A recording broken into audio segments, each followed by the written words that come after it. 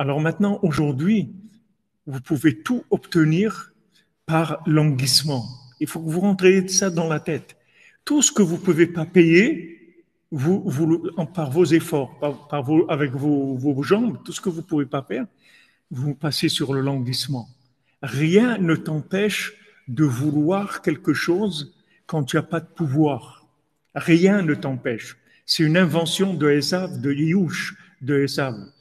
L'invention de Yush, de désespoir de Esav, c'est que tu ne peux pas payer, il n'y a rien, c'est tout.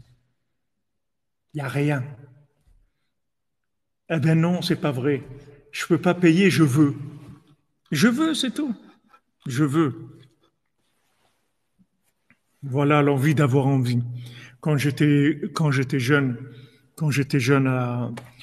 je suis toujours jeune, mais quand j'étais moins, j'avais passé moins de temps dans ce monde, que j'avais 17 ans, 18 ans, j'habitais à Toulouse, alors je vivais avec la musique puisque j'étais seul, donc je faisais de la musique tous les soirs, tout. Et j'avais une petite vieille guitare comme ça, qui valait rien. Et alors j'allais dans un magasin de musique. Et cette dame-là, elle était très gentille. Elle laissait les jeunes comme ça venir et jouer. On pouvait jouer 2 heures, 3 heures dans le magasin, prendre une guitare du magasin et jouer. Elle était très gentille, maman, très gentille, une femme extraordinaire. Et quand on venait, on vous accueillait avec le sourire. Ça va, mon petit, comment tu vas? Ah, ça va, madame, merci. Vas-y, ça va. Alors, je venais comme ça, quelques jours, je jouais avec cette guitare. Elle me plaisait. C'est une guitare ibanaise, ça s'appelait. Ibani Amikdash, cette guitare-là. Et un jour, elle vient, elle me dit, mon petit, tu la prends, la guitare. Je lui dis, mais, j'ai pas, elle me dit, non, tu payeras quand tu pourras. Chaque fois que tu as un peu, tu m'amènes, mais prends-la. Je lui dis, mais madame, prends-la, mon petit, ça me fait plaisir. Prends-la. Et voilà, j'ai eu ma guitare, je suis parti avec. Et tout. J'ai rien payé. Après, chaque fois, j'avais un peu 10 francs au vin, lui amener, et on a fait comme ça. Comprenez? On peut tout avoir dans ce monde.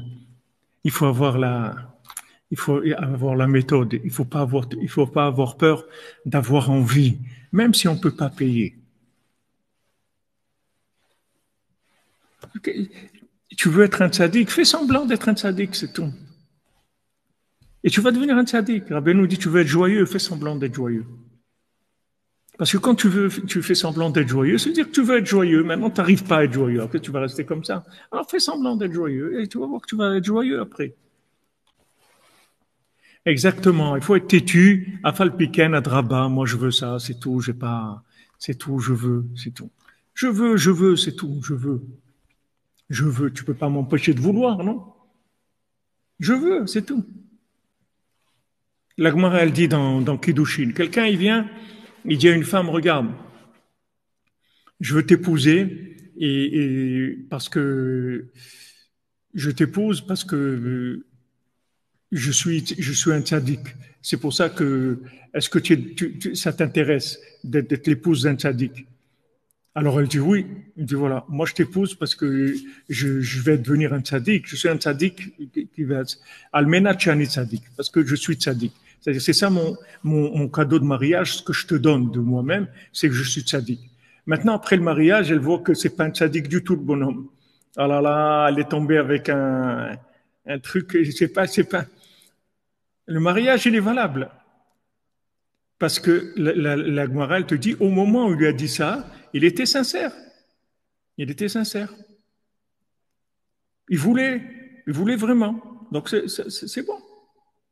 Il a fait une acquisition de mariage. Il s'est marié. Comme s'il achetait une bague qui vaut, je sais pas, 1000 euros, qu'il lui a donné, et qu'avec ça, elle a voulu se marier, la même chose. Il lui a dit, parce que je suis un tzaddik, et c'est pas vrai, il n'est pas un tzaddik. Mais au moment où il lui a dit, il était sincère. Je fais semblant, mais je suis sincère. Je joue ce que j'aimerais être. Vraiment, je fais semblant de ce que j'ai envie d'être. Et avec ça, je deviens. Avec ça, je deviens. Alors, le vouloir, c'est ça, c'est-à-dire, je veux tellement, je fais de la mimique, je veux, comme Rabbeinu dit, aujourd'hui, qu'est-ce qu'on peut dire? On fait semblant, mais il dit, le ikar, c'est le ratson. Le ikar, c'est le ratson. Parce que C'est ce que Rabbeinu faisait chez tous les gens qui venaient. Les gens qui étaient en bas, Rabbeinu, des gens comme nous et tout, Rabbeinu les remonte en disant, allez, commence un peu à te lever, commence à vouloir un petit peu, commence à faire un peu d'échauffement et tout. Commence, allez, bouge-toi un peu, commence à faire. Bouge-toi un petit peu. Rabbeinu nous encourage, il dit, oh, regarde combien tu as de qualité, t'es bien et tout, t'es quelqu'un de bien, allez, vas-y, bouge-toi, bouge-toi. Et les gens qui sont en haut, Rabbeinu il les casse en morceaux. C'est pour ça un tzaddik, il a dit à l'époque de Rabbeinu, il dit, qu'est-ce qui va aller chez Rabbi Nachman? Quel tzaddik qui va aller chez Rabbi Nachman? Celui qui rentre là-bas, il le casse. Chaque tzaddik qui rentre, Rabbi Nachman, il le casse. Parce que quand les tzaddikim rentraient, euh, alors Rabbeinu le prenait là où il était le plus grand. C'est-à-dire c'était un tzaddik qui était un érudit, un des plus grands érudits de la génération. Rabbeinu lui disait, il faudrait que tu commences à étudier un jour. Ah là là. Comment il faut, comment et oui, c'est dommage que tu saches pas étudier. Et vraiment, les, il était complètement, parce que c'est Rabbeinu qui dit, c'est pas quelqu'un, il n'est pas en train de se moquer de lui. Il sait que si Rabbeinu lui dit ça, il va lui montrer qu'il ne sait pas étudier. Et Rabbeinu lui montrait qu'il ne savait rien du tout. Il lui posait une question, deux, trois, ça y est, il voyait qu'il ne savait rien du tout. On lui dit, allez, commence. Rabbeinu lui mettait les compteurs à zéro, complètement. Ceux qui venaient, leur montraient pourquoi? Parce que Rabbeinu, il te montre que dans tout ce que tu fais, le principal, c'est que tu regardes la fraîcheur de l'enthousiasme, du vouloir. C'est ça qui compte. Si tu viens un vieux grincheux qui a réussi, ça vaut rien du tout. Il faut que tu sois un jeune, tout le temps que tu restes jeune. Il faut que tu restes jeune, il faut que tu restes frais, il faut que tu restes tout le temps avec un enthousiasme mais cet enthousiasme, tu le perds quand tu crois que tu as fait quelque chose, quand tu crois que tu as réussi quelque chose. Pourquoi Hachem nous a enlevé le temple? C'est écrit dans les Sfarim, parce qu'il voyait qu'on n'avais plus de la joie du temple. On n'avait plus de la joie, on n'avait plus d'estime, de respect pour le temple. Il a dit, bon, je vais vous l'enlever, c'est tout, qu'est-ce qu'on va faire? Et maintenant, c'est plus grand de faire les offrandes, les sacrifices avec la bouche quand on dit que quand on les amenait avec les mains au temple. Parce que quand tu fais avec la bouche, ça veut dire que tu veux ça. Tu peux pas dire avec ta bouche des choses que tu veux pas. Même si t'es loin et tout, du moment où tu l'exprimes avec ta bouche, ça veut dire que tu veux. Et ça, c'est plus important que ce que tu fais sans vouloir. Donc Hachem, il nous a mis dans cette situation du septième mendiant où Rabbeinu n'a même pas pu le raconter tellement il n'y a aucune trace de pouvoir dans le monde qui soit un pouvoir divin. Il n'y a aucun pouvoir divin. Tous les pouvoirs qu'il y a, ce sont des pouvoirs fantoches, des pouvoirs en plastique, des pouvoirs d'argent, des pouvoirs d'orgueil, des pouvoirs de chorma, que des pouvoirs qui sont faux complètement.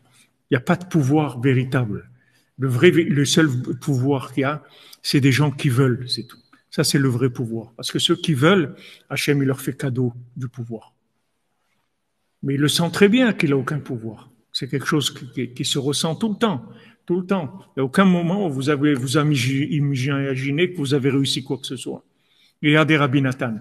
Rabbi Nathan, il est joyeux tous les jours, qui ne déchire pas les livres de Rabbeinu. Comment vous pouvez imaginer qu'un homme comme Rabbi Nathan, qu'il est comme Rabbeinu, Nachman Nathan, Rabbeinu, Rabbi Nathan, c'est une seule chose. C'est la lune de Rabbeinu. Et pourtant, il dit, voilà, tous les jours, il est joyeux. Wow, je déchire pas les livres de Rabbeinu. Il déchire pas les livres de Rabbeinu. Il est joyeux de soi. Pour être joyeux de ça, il faut un renouvellement. Il faut un renouvellement énorme. Il faut une appréciation des choses énormes pour avoir cette joie-là. Exactement, le modèle de perfection, c'est ça. Rabbeinu l'explique. De vouloir avec la pensée, c'est bien. Mais quand vous l'exprimez avec la bouche, en fait, vous fabriquez une âme qui va vous permettre de réussir la chose. Quand vous l'exprimez avec la bouche, vous fabriquez une énergie. Que cette énergie, elle va vous permettre de le faire. C'est pour ça même les coachs, ils vous disent ça. Les coachs, ils disent à quelqu'un, tu veux quelque chose, tu veux une voiture, Alors tu prends une photo de la voiture, tu la colles sur le mur, tu la regardes, tu dis je veux cette voiture, je veux cette voiture. Toute la journée, tu répètes ça, après tu vas finir par l'avoir. Mais eux, ils savent pas comment ça fonctionne. En fait, quand vous exprimez avec la bouche, votre bouche, c'est l'expression de votre âme. Donc maintenant, quand vous dites avec votre bouche, en fait, vous sortez des énergies spirituelles. Et ces énergies spirituelles, elles vont fabriquer la chose que vous avez demandée. Avec ça, vous allez réussir la chose.